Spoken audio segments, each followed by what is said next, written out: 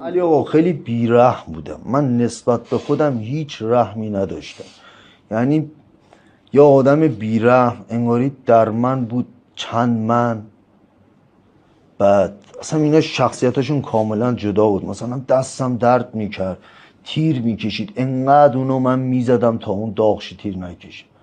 اصلا نمیگفتم این عضل پارش، اصلا برام اهمیت نداشت. اصلا انتهای این که من مثلا بیام اینجا آسیب ببینم اصلا به این فکر نمیکردم. میدونستم ولی اصلا واسم اهمیت نداشت. اینکه زیر وزنه بمونم اهمیت نداشت. اینکه تو تمرین بیهوش میشدم واسم اهمیت نداشت. اینکه ضربان قلبم 230 و تحمل میکرد اهمیت نداشت. وقتی بچه بودم ولی آقا من تمرین میکردم، خانوادم بودن این دیوانه است. خانواده من این دیوانه روانیه، چرا این چیکار میکنه؟